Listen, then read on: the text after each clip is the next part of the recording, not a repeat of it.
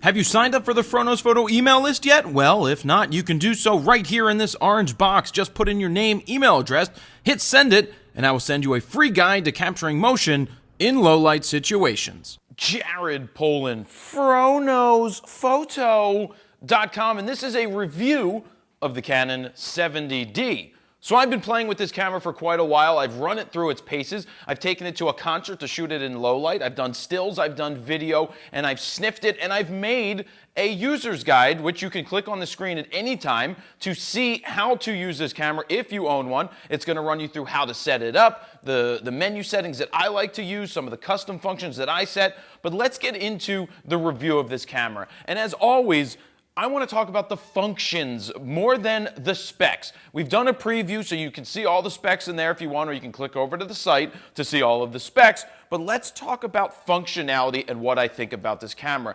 Overall, right off the bat, it handles extremely well. It feels great in the hands, it's responsive, and it's good at what it's supposed to do. It has that new sensor in there, and it has the new dual pixel AF, which they are touting as being the next step in their autofocus system, which allows you to do amazing live view video recording with autofocus, and it's supposed to help with your focus overall. Now, what I found is I loved using this to shoot video. I shot a Silvertide concert with it. I shot pretty much the entire show because I felt that this camera worked extremely well with video. What I loved about it is the fact that it has the touch screen. Now, this comes in handy for video when you're trying to do focus. I sat there and I focused on the right of the screen, and then I would tap the left of the screen, then somewhere in the middle, just to change my focus point to focus on a different part of the scene.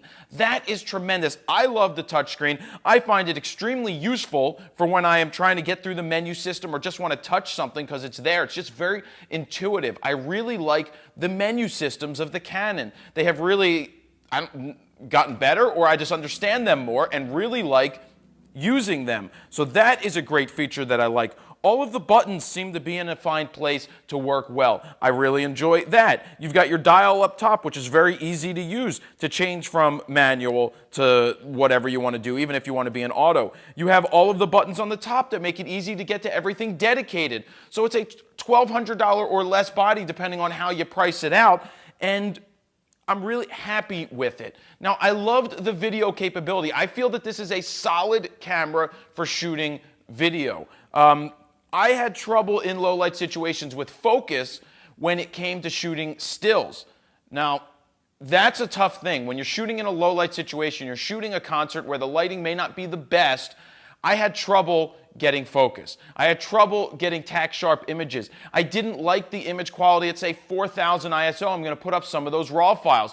They looked there was just a look to them that didn't feel right when you were looking at the grain and the pixels of the image. So that I really wasn't happy with. But whenever I shot images in regular daylight, in normal situations, they were tack freaking sharp, and that's probably because of the dual point AF, or the dual AF sensor that they have in here. That thing, or the dual pixel AF sensor, let me get that right. That was great. So that's why I was a little thrown off. In low light situations, I didn't have great luck in the situation that I shot in. That doesn't mean that in every low light situation you may not get better results than what I did. But in daylight, tremendous. This shoots at 7 frames a second. That's going to be great for shooting outdoors, outdoors. It's going to be great for shooting in general, especially shooting sports. If you're looking for a sports camera, this is going to do it. You're going to track your focus. I'm very happy with the system, as you can tell. Its direct competitor is the Nikon D7100. Now, the D7100 takes some really sharp images because it doesn't have the OLPF, which is the low-pass filter.